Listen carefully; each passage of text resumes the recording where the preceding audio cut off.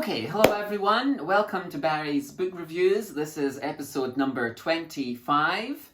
And today I'm reviewing a non-fiction book called The Having. And the subtitle is The Secret Art of Feeling and Growing Rich. And there are two writers credited on this book. So we have Isoyun and Hongjooyan. And like I said, it's called The Having. This book was a huge bestseller in Korea. In fact, I think it was the best-selling, finance and self-help book in 2020, at least according to Yes24. Yes24 is one of the big book retailers here in South Korea. It was a slightly unusual case at the time, and lots of people in the publishing industry talked about this. And it was unusual because it was actually published in the US first, and then it was published in Korean here in Korea. Nevertheless, it was this huge success. I think it might still be in like the list of bestsellers in various bookstores around the country.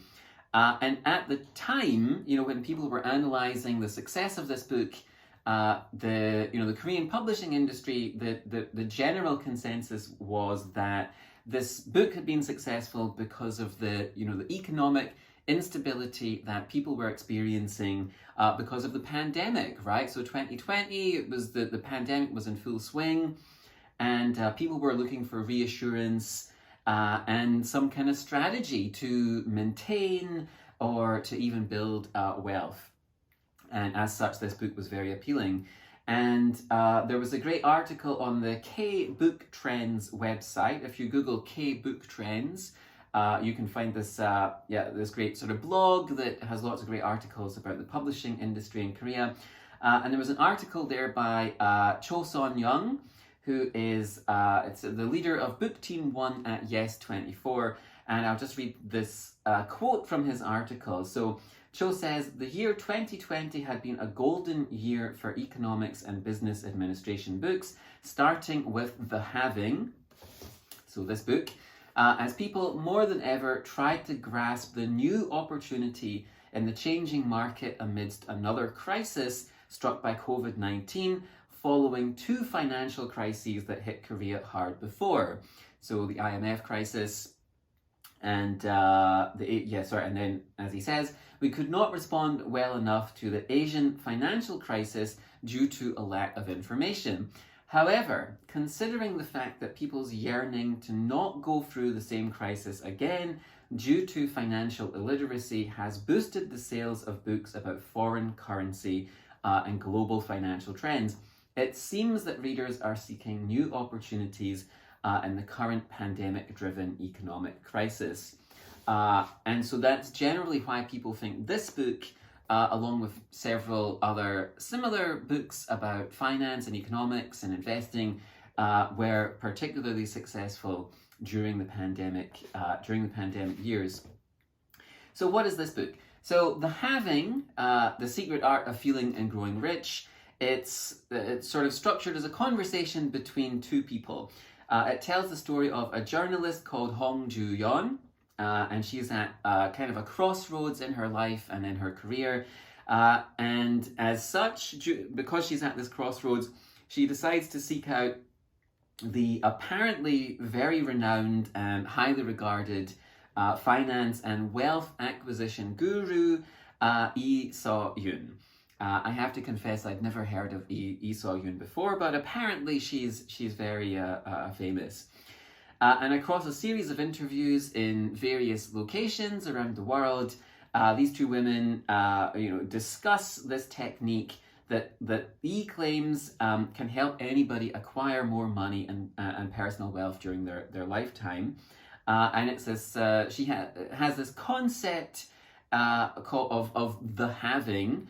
And you have to practice this idea of having. I'll explain it in a second. So anyway, the younger journalist, Hongjooyan, she's already quite successful even before she gets to this crossroads in her life. I think by most people's standards, she's really very successful. So already a very successful person when she decided to seek out this financial guru. Hong, she graduated from the Wharton School at the University of Pennsylvania. She has a master's in finance and business management, and she is apparently an award-winning journalist here in Korea. She worked as a journalist in Korea for several years, and just prior to the book being published, she was the director of external relations at McKinsey and Company. She was happily married, she was raising her first child, and by most of the indications and metrics we would use to judge a successful life, it seemed that most people would say she was living a very successful life indeed. However, despite this outwardly successful life, she describes a very a common experience. So she talks about when she looked at her friends and her associates' social media posts on whatever the various social media apps and platforms and so on, she always had this sense that she was not as rich as she could be. She was not as successful as she could be, or perhaps even should be.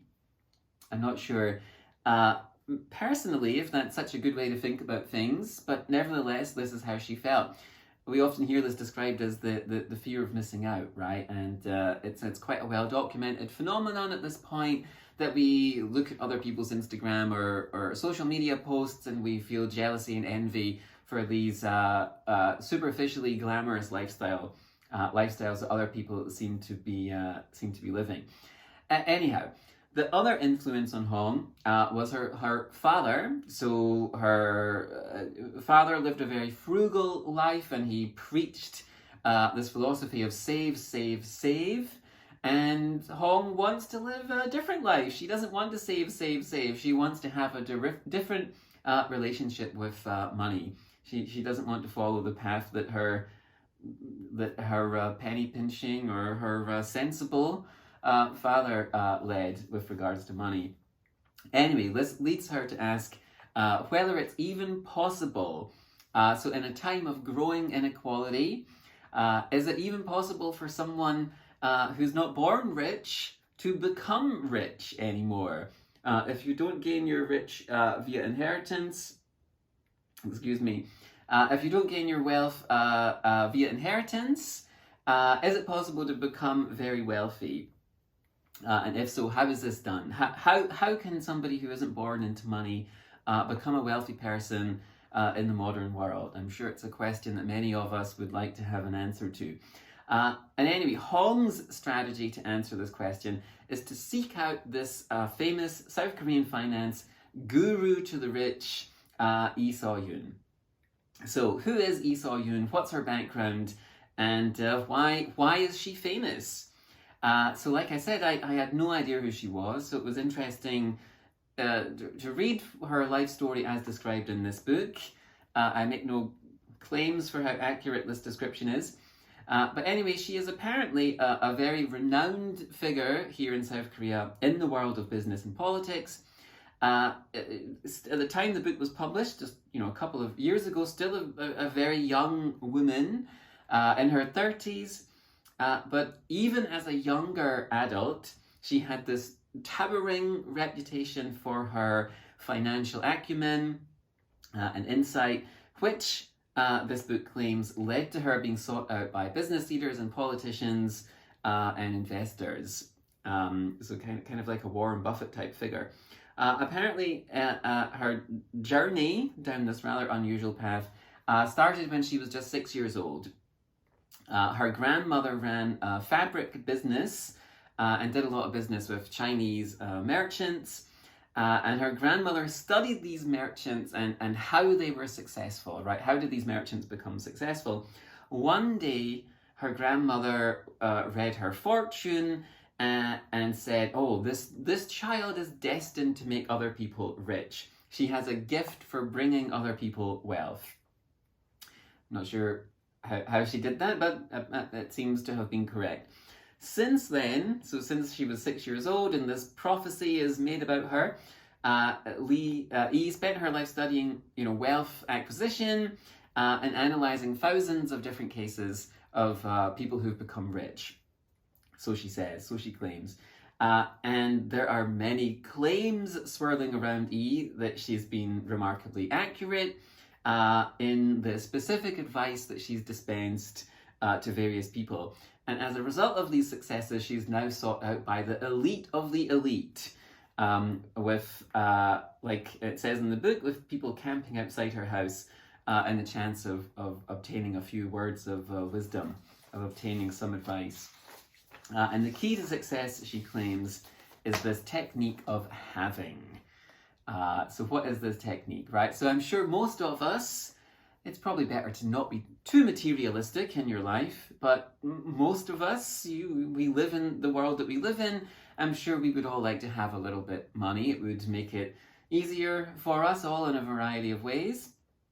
I certainly wouldn't say no to having a little bit more money. But so what, if this technique works, I'm sure we'd all love to know what it is. So what exactly is this having technique, and how do we practice it?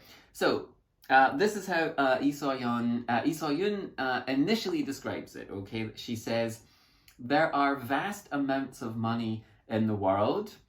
The way we feel a cool touch when immersing our hands in water, we can also enjoy fortune and feel abundance. That is having the inner power to accelerate and change the flow of water. Just as a trickling stream eventually flows to the ocean, having lets us naturally flow to a bigger fortune. Okay. So essentially, she argues that changing your emotional relationship with money and the way that you spend money will ultimately lead to an increase in your personal wealth. And she says that many people feel anxious and nervous when we buy things, whether it's a car or a cup of coffee. And she says that we need to switch this mindset, right? We need to switch this mindset from anxiety to appreciation, so that when we buy our cup of coffee, we should feel the joy of what our money can bring into our life, the possibility and potential for what the money you're spending brings to your life. She says, having is abundantly feeling what you have at the moment of spending money. So we should all focus on this sort of pleasant feeling of having the money to exchange for something that we want to consume or possess, be that the cup of coffee or the designer handbag or the car or whatever it may be. She also argues that you need to focus on the specific moment that you're currently living in. And this having feeling, this idea of having is the feeling that you have money, and spending that money is joyful, and sort of staying within that emotion of enjoying spending this money that you have. And the journalist Hong Jooyun, she follows this advice, and she practices this technique, and she says, my emotion changed from uncomfortable anxiety to refreshing joy, as if flipping a coin on its other side. She says she was excited, she felt excited, she felt richer, and she felt proud. And it's this idea that you have to change the lens, change the frame, from seeing what's missing to seeing what's there. So okay, anyway, that's the philosophy that she's expounding in this book. She is kind of suggesting that we can spend our way to wealth and happiness. Of course, you have to have some money in the first place and disposable income in order to enjoy spending your money. I mean, many people are filled with anxiety because they don't have enough money. This isn't something that she considers. Are there any other drawbacks or complications to this concept? So she talks about this idea of signals. She says that you can change the world around you by practicing having, just by changing your emotions. A little unconvincingly, I have to say, but it sounds almost like the concept of paying it forward, right? So spreading goodwill into the world by these positive emotions that you have when you spend money, and then at some point this positivity, the world will return it to you in some form. She also talks about this idea of green signals and red signals, which is fairly simple, and that we can use these signals to know when we should spend and when we shouldn't spend. How do we identify the green signals and the red signals? So you have to follow your inner voice. If you feel uncomfortable or anxious when approaching a purchase, then that's clearly a red signal and perhaps you shouldn't do it. And a green signal is when you feel comfortable and relaxed about buying something. Anyway, make of that what you will. Does E think that anyone can use this technique to get rich? Yes. According to this book, anybody can follow this technique of having and you can become rich over the course of your life. The core idea is changing your emotional relationship with money. And if you do this, you will draw more money to you. She claims to have analyzed 100,000 people and come to the conclusion that it's not IQ, it's not ability, it's not talent that predicts wealth. But the main predictor of wealth is your ability to use this philosophy of having, and that anyone can be wealthy if they follow this practice. And she makes the rather startling claim that she thinks that most people easily have the potential to make $3 to $7 million if they practice having. So I read this book 2 years ago and I still don't have $3 to $7 million. Make of that what you will. Anyhow, the book is called The Having, The Secret Art of Feeling and Growing Rich by Isoyun and Hongjooyeon. If you purchase it and practice the philosophy and you do make $3 to $7 million, I'd love to hear from you. Anyhow, thanks for watching. This was episode number 25 and I'll be back with a new review sometime soon. Take care. Thanks for watching.